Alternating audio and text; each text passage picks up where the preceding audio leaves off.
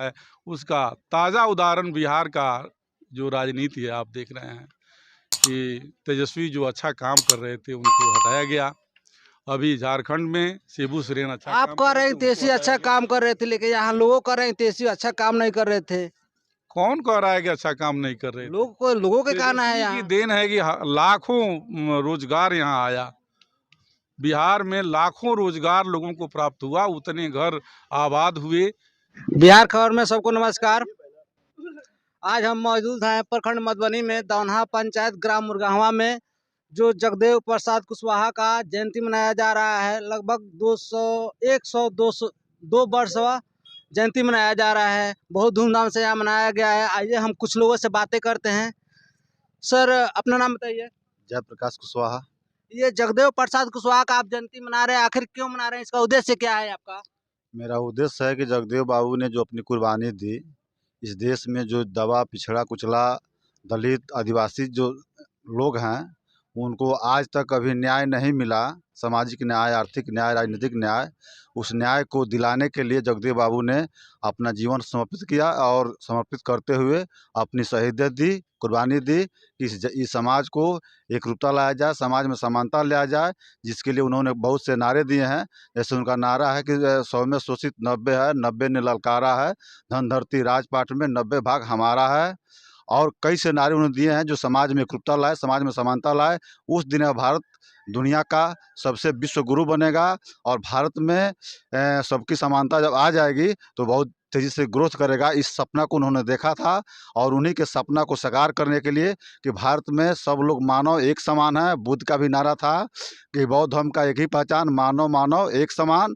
इसी व्यवस्था को सुचारू रूप से चलाने के लिए उन्होंने अपने जीवन को समर्पित किया और इस लड़ाई लड़ी। और आज यह समाज उस चीज़ को समझ रहा है, जग रहा है और आने वाले दिन में इस समाज का मतलब समता आएगा और सब समाज को बराबर का हक मिलेगा। इसका बदलाव किया जाएगा जी समाज का। जी, बदलाव किया। आइए हम फिर दूसरे आदमी से मुलाकात करते हैं। सर, अपना नाम बताइए। मेरा नाम है तुलसी रंजन मौर्य। मैं सामाजिक संगठन बहुजन चेतना मंच का जिला संयोजक हूँ। यहाँ बहुजन चेतना मंच जो है, इसका अर्थ बहुत लोग नहीं समझ पाते हैं। फिर इसका अर्थ क्या है, आप थोड़ा बता सकते हैं? देखिए, आप लोग को मैं इस चैनल के माध्यम से 2 शब्द बताना चाहता हूँ। एक होता है अल्पसंख्यक, एक होता है बहुसंख्यक। अल्प जहाँ लग जाता है उसका माने होता है छोटा, और बहु जहाँ लगता है उसका मतलब है बड़ा। तो ये बहुसंख्यक समाज जो है वही बहुजन है 85%। इसमें अल्प नहीं आया है, ये बहुजन यानी 85% लोगों का ये समाज है, जिसको हम लोग जागरूक करने के लिए ये जयंती के माध्यम से हम बताने का काम कर रहे हैं कि ये महापुरुषों के उस ज़माने में जो गैर बराबरी थी, जातिवाद था, सामंतवादी प्रथा थी, जिसको उन्होंने तोड़ने का उन्होंने काम किया। तो उसी महापुरुषों के विचारों को हम लोग पुनः लाना चाहते हैं, जाकि इस समाज में भाईचारा बने और समानता और एकता लाएं और सभी लोग शिक्षित हों और जागरूक लोगों के बीच में तो सबसे पहले उनका नारा था कि 100 में 90 शोषित है, शोषितों ने ललकारा है, धन धरती और राजपाट में 90 भाग हमारा है। तो उनका कहना था कि जो धन धरती है, राजपाट है और इसमें सभी में हम लोग 90 हैं, 90 हम लोग का होना चाहिए। फिर उन्होंने एक और नारा दिया था कि 90 90 10 10 का शासन 90 पर नहीं चलेगा, नहीं चलेगा। यानी हम लोग 90% हैं और 10% जो राज कर रहे हैं, ये प्रथा बंद होनी चाहिए। जिसका ज़्यादा परसेंटेज है उसकी राज होनी चाहिए। क्यों हम लोग 90% है तो हम लोग का राज क्यों नहीं चल रहा है? इसलिए कि हम लोग जो महापुरुषों ने जो अपनी कुर्बानी दी है, उन महापुरुषों को अभी तक हम लोग पढ़े नहीं हैं। जिस दिन हम लोग अपने महापुरुषों को पढ़ लेंगे, उस दिन सब हम लोग जान जाएंगे और हम लोग आंदोलन पर उतारू हो जाएंगे। इसलिए अभी हम लोग, हमारे जो नेता हैं, हमारे बहुजन समाज के लोग जो मानसिक रूप से गुलाम है, जो पिछलग्गू बने हुए हैं, वो बड़ी कुर्सियों पर नहीं जाकर पीछे बैठने का काम कर रहे हैं। और जिस दिन वो बड़ी कुर्सियों पर जाएंगे, तभी जाकर हम लोग का ये हक और अधिकार मिलेगा और जगदेव बाबू का सपना का साकार होगा। चलिए, बहुत बहुत धन्यवाद।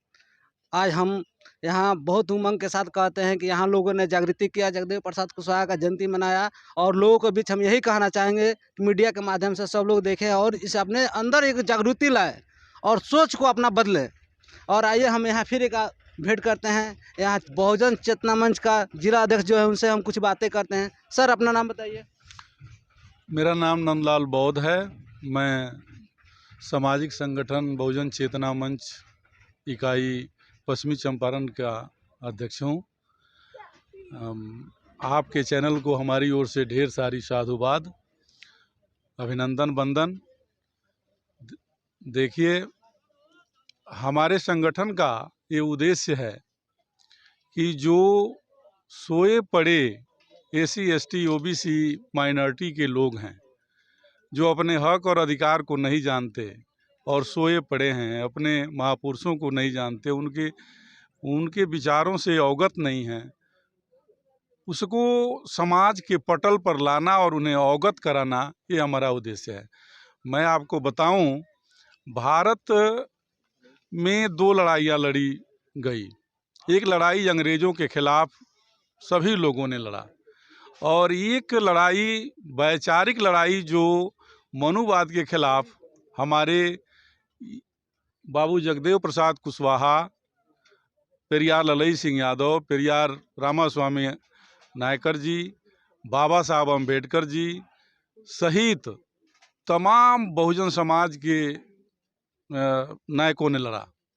और उसी क्रम में आज भी हम लोग उस लड़ाई को लड़ रहे हैं, ताकि हमारा समाज जो सोया है वो जाग सके और अपने हक हकूक़ को समझ सके, ताकि हम मानसिक गुलामी से उबर सकें और समाज में अपना राज्य हो। आज अपना राज्य नहीं है, हम आज भी वो दास्ता झेल रहे हैं। यहाँ तो लोग कहते हैं सबकी है भाई, इस समय हमारा राज्य है। बिल्कुल अपना राज्य नहीं है। आप नज़र उठा के देखिए, आरएसएस का राज्य है। मोहन भागवत परिप्रेक्ष्य में अपना सरकार चलाते हैं, कठपुतली के रूप में, चाहे प्रधानमंत्री हो, चाहे गृह मंत्री हो, चाहे कोई हो। और हमारे जो बहुजन नेता हैं, जो उभर कर सामने आ रहे हैं, जो कुछ करने के लिए उतावले हैं, उनको ईडी के द्वारा या अन्य जो उनके हथियार हैं, सीबीआई, ईडी, इनके द्वारा उनको प्रताड़ित किया जाता है, उन्हें जेलों में डाला जाता है, उन्हें परेशान किया जाता है। उसका ताज़ा उदाहरण बिहार का जो राजनीति है, आप देख रहे हैं कि तेजस्वी जो अच्छा काम कर रहे थे उनको हटाया गया। अभी झारखंड में शिबू सोरेन अच्छा आप कह रहे हैं तेजस्वी अच्छा काम कर रहे थे, लेकिन यहाँ लोगों कह रहे हैं तेजस्वी अच्छा काम नहीं कर रहे थे। कौन कह रहा है कि अच्छा काम नहीं कर रहे? लोगों के कहना है तेजस्वी की यहाँ। देन है कि लाखों रोजगार यहाँ आया। बिहार में लाखों रोजगार लोगों को प्राप्त हुआ, उतने घर आबाद हुए। ये उनका सपना था जिसको उन्होंने अमल किया, और यही देखा नहीं गया कि आने वाली जो सरकार होगी वो बहुजनों की होगी, इसलिए उसको तोड़ा गया। और यही हाल झारखंड में भी है। झारखंड की ताज़ा आप परिप्रेक्ष्य में देखिए, वहाँ की राजनीति को 48 घंटे हो गए दावा पेश किए सरकार बनाने के लिए महागठबंधन का, और अभी तक वहाँ जो भाजपा का राज्यपाल है उसने बुलावा नहीं भेजा। ये क्या दर्शाता है कि एक जगह मुख्यमंत्री इस्तीफा देते हैं और तुरंत उनको शपथ ग्रहण कराया जाता है, और एक जगह 48 घंटे बीत गए दावा पेश कर किए हुए और अभी तक बुलाया नहीं गया। क्योंकि उनका सरकार है तो वो अपना मनमानी काम कर रहे हैं क्या? तो कर ही रहे हैं। तो उसके पीछे हम लोग को क्या करना चाहिए? अगर आप सब इतना लोग जब जागरूक हैं, अगर सरकार हम लोग को बातों को नहीं सुन देगा तो आप क्या कर सकते हैं? हमारे पास तो ऐसा हथियार संविधान में मिला है बाबा साहब के द्वारा, मत देने का अधिकार, और हम अपने मताधिकार का प्रयोग अगर बढ़िया से करें तो दो राय नहीं है कि भारत में बहुजन की सरकार छोड़ के किसी की बने, क्योंकि हमारी संख्या 90% है और हम आराम से अपनी सरकार बना सकते हैं। लेकिन हम अंधे हैं, हम सोए हुए हैं, कुंभकर्णी नींद में हैं, इसलिए हम समझ नहीं पाते हैं और अपने वोट का दुरुपयोग करते हैं। और दूसरा चीज़ क्या है, ईवीएम जो है वो हमारे बहुजन समाज के लोगों का सरकार, महागठबंधन की सरकार बनने नहीं दे रहा है, उसमें घपला हो रहा है।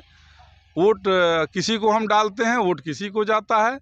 और अब उसमें घपला हो रहा है तो आप लोगों को तो उसका विरोध करना चाहिए ना। विरोध किया जा रहा है, हमारा मंच करता है। हम लोग बड़े दावे के साथ कहते हैं कि नहीं, बैलेट पेपर से चुनाव हो, ईवीएम को हटाया जाए। फिर सरकार आपको बातों को नहीं मानती है, क्यों नहीं मानती है? अब तो आंदोलन करना हमारा काम है।